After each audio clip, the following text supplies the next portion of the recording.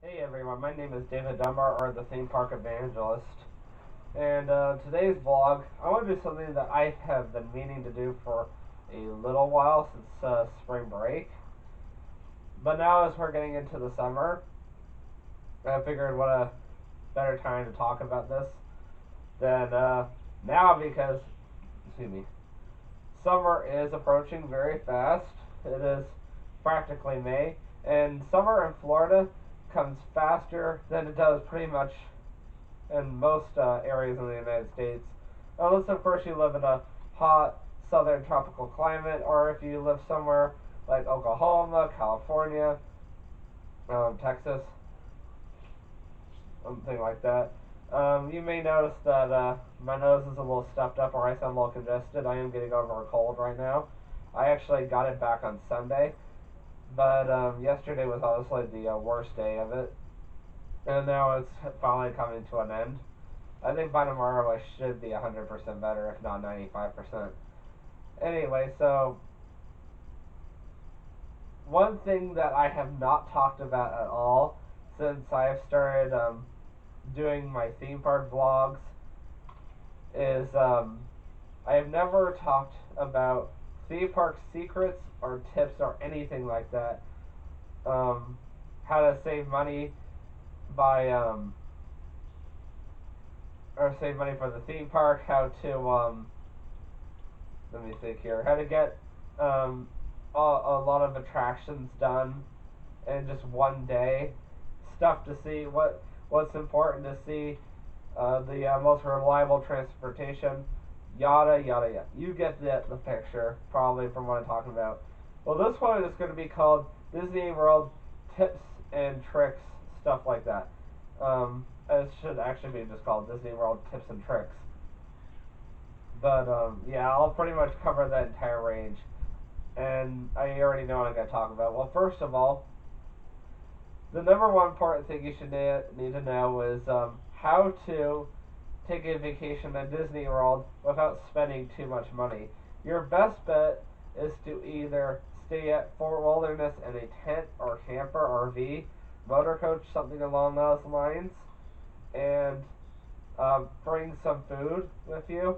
Usually, your best bet is to stop at Publix or Walmart, maybe even Winn Dixie, and bring some charcoal, bring a lighter for the grills that they have. Other than that, restrooms, of course, they provide all that stuff. Definitely, like, bring bathing supplies and toiletries, stuff like that. Let me think here. If you want to do something a little pricier, that would still allow you to stay on Fort Wilderness property, but you still have to bring food and supplies, would be at the cabins at Fort Wilderness. They have AC in them. They do have beds. They have TV, so they do have running electricity, but it's a little bit more if you want something a little bit nicer than staying in a tent RV. That's actually the cheapest option. The next cheapest option, if you don't want to stay at one of the cabins, which is actually a little pricier than what I'm about to tell you, is to stay at one of the Disney Valley resorts. Art of Animation does not qualify as a Disney Valley resort. It's more along the lines of like Coronado Springs or Port Orleans Caribbean Beach Resort. So nothing too fancy, but fancy enough that it's pricey. I'm talking more about Pop Century or All Star Resort, which of course is sports, music, and movies. Those are not usually that bad. They can range anywhere from $75 to $100 a night, maybe more. And then, of course, after that, which I already mentioned, the other resorts are the next cheapest option. And they go all the way up to the Grand Floridian, the most expensive resort on Disney property, which, of course, is still Disney affiliated, even though they do have non Disney affiliated resorts. Now, if you want to go to Disney and not stay on Disney property, your next best option is to stay on a cheap motel on 192. I did that back a few months ago, and I don't think my motel costs more than $150 for 2 nights. But of course, my friend and I, TJ and I, split the difference on the motel, so I don't even think I paid more than like $85, if that. And of course, I had free breakfast, free Wi-Fi, free parking, so it was pretty nice. All Disney resorts give you a free souvenir cup. I don't know about Fort Wilderness for sure. Um, there is a 95% chance that they do, because I did say all Disney resorts for a reason. And they usually allow you to go and fill up your cup at one of the soda fountains. Sometimes you do have to pay for it, but yeah, 95% of the time it's included with your room, so you can have free soda during the entire duration of your stay.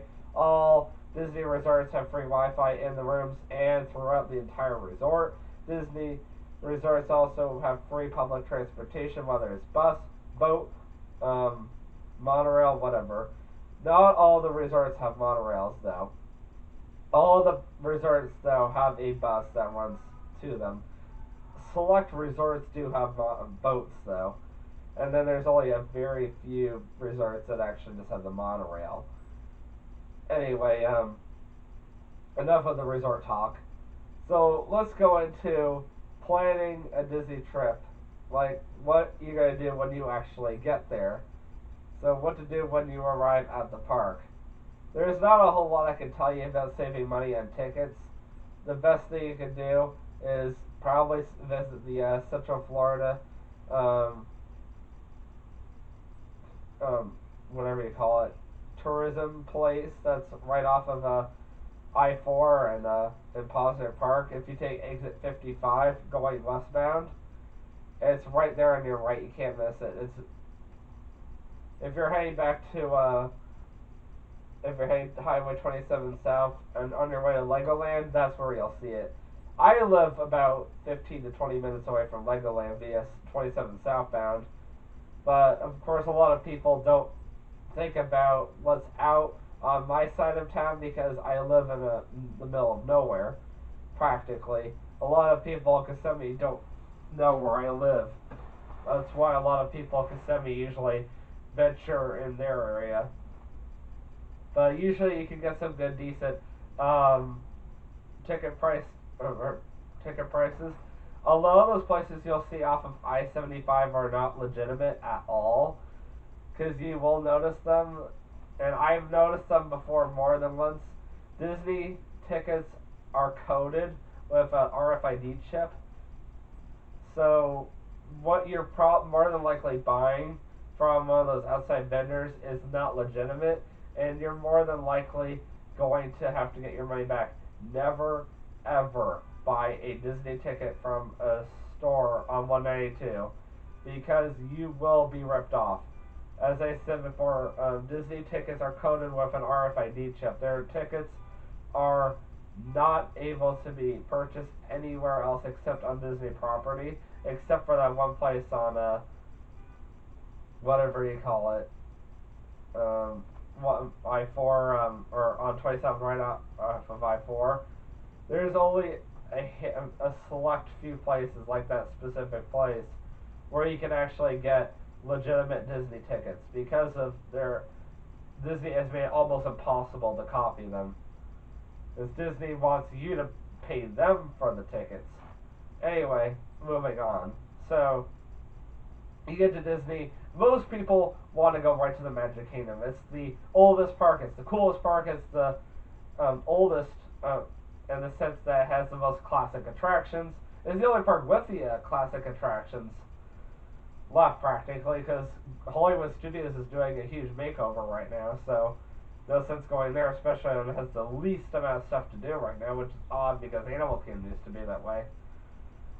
But let's just start with Magic Kingdom because it's everybody's favorite. It's the most popular park. It's probably the most popular park in all of Central Florida.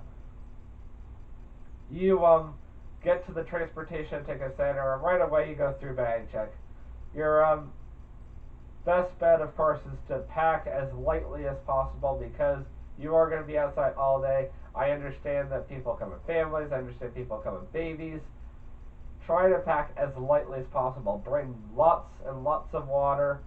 Um, try to bring as much stuff from grocery stores or home as possible. Do not feel bad about buying food inside the parks because Disney does not have a problem with it. A lot of people make the mistake of not bringing food or drinks from home. It's not a good idea. I know friends that go to Disney all the time and they live in Canada and they'll buy food from the grocery store or they'll bring food from home and they'll leave it in their room. Trust me, it saves a lot of money. And I see people bring McDonald's at Disney. People don't care. Disney definitely does not care at all about that. Your next best thing, if you don't know about the Disney World Experience app on your smartphone, which you can get through Google Play or whatever the other thing is, the Apple Store, then this part is not going to be any help to you, but you can get that. You can create a Disney account. You can go to Fast Passes, and if you already have Disney tickets, which you can purchase online too, the other legitimate way to get Disney tickets besides going to the actual place. There's only 3 legitimate places that I know of by heart. You can get legitimate Disney places, Disney World itself, the website, and of course that place right off of 27 by I-4, by Positive Park. The only 3 legitimate places you can get a legitimate Disney ticket. And then, of course, back to the whole app thing. If you do have tickets, and you can also link fast passes up to it. I believe that Disney guests and Disney pass holders can reserve tickets or fast passes up to 30 days plus in advance. I can only reserve fast passes up to 7 days in advance because my dad works for Disney. That way, the pass holders and the Disney guests can benefit better. Like, the Seven Dwarfs Mine Train is a very hard attraction to get fast passes for, or the Frozen Ever After at Epcot. Another attraction that's extremely hard to get fast passes for. So that's the nice thing is you can go and do that. Now you can get your fast passes at the park at select places. Usually you can ask a Disney employee, but usually you will see areas throughout the Magic Kingdom or any of the 4 parks that show where you can go do a Disney fast pass, go get one, and they will help you. You can't miss it because there's usually an employee holding a sign showing you where to go, and then they'll walk you through the rest. So that takes care of the fast passes. So your number one thing you want to do is get fast passes. That's like first and foremost. Especially on a busy day, you have to get fast passes. Otherwise, you're going to be standing in line a whole lot, especially during the holidays. And if it wasn't for the fact that I had made fast passes for Splash, Big Thunder, and Space Mountain on December 21st last year, there's no way that I would have been able to do a whole lot that day because of the insane crowds that day. That just happens when you go to Disney during the holidays. So it was nice that I had that those fast passes there available for me. And of course, I already told you guys how to do that. Now, you need to get fast passes based on who's going with you. If you're bringing a bunch of children, you obviously want to aim for the Seven Dwarfs Mine Train because of the fact that it's family friendly and it's great for kids. Now, if you have more older people, you want to hit the mountains, especially because I don't consider Space Mountain a family-friendly ride, because not everybody agrees with that. Haunted Mansion, definitely not a family-friendly ride, not in my opinion, anyway. And probably the most unfamily-friendly ride in all of Disney would have to be It's Tough to Be a Bug over at Animal Kingdom, a 3D show inside the Tree of Life. I know all this from the past 23 years of I've been going to Disney just as a Disney guest. So you don't have to necessarily agree with me, but hopefully you'll trust me just a little bit. Anyways, other than that, you would be best off doing standby for some of the slower attractions. usually, what I like to do is I like to go ride the TTA, Tomorrowland Transit Authority, when I have some downtime. There's some areas throughout all of Magic Kingdom where you can go and sit down and relax. All the parks are like that. You should always take advantage of some downtime whenever you can. Don't try to push yourself to go as much as you can, because it's not a good idea. There's some attractions that are definitely not worth the wait unless your kids are just like that. The attractions that you like have to do that you know are going to be like super long later, do them first thing because they're going to get super busy until nighttime, and then after that you're a goner. If you don't feel the need to go watch the parades, then you can usually get away with getting on some attractions with not so much of a wait during the parades. At the moment, Disney's Magic Kingdom does not have a parade or a fireworks display, as of what I believe. So there's not a whole lot I can help you with. The only parade that's actually at Magic Kingdom right now is a parade that's been around for the past year or two. I forget what it's called, honestly. It's the Festival of Fantasy Parade, that's right. That's at 3 o'clock daily, so keep that in mind. And it starts right next to Splash Mountain, so if you want a front row seat, that's the best place to go. Or if you want to go traditional, Main Street USA, definitely, for sure. Because I've seen it there. I've also stood right next to Splash Mountain where the parade route begins. The best restaurants to go get food that's not too bad, like as far as food quality, all Disney food is going to be overpriced no matter what. I've learned that the Cosmic Ray Cafe is by far the best fast food restaurant on Disney property, and I also like Pecco's Bill. I don't necessarily have a problem with some of the other restaurants like in Fantasyland or Main Street USA. But if you really want a decent fast food restaurant, your best bet is in Tomorrowland at the Cosmic Ray's Cafe, or whatever his name is, Cosmic Ray's Cafe, because of the four different food choices. You have sandwiches, hamburgers, chicken, whatever. And of course, your desserts are not always the greatest. If you are not a Disney, whatever you call it, Disney World vacation member, then forget about getting desserts at some of the fast food restaurants.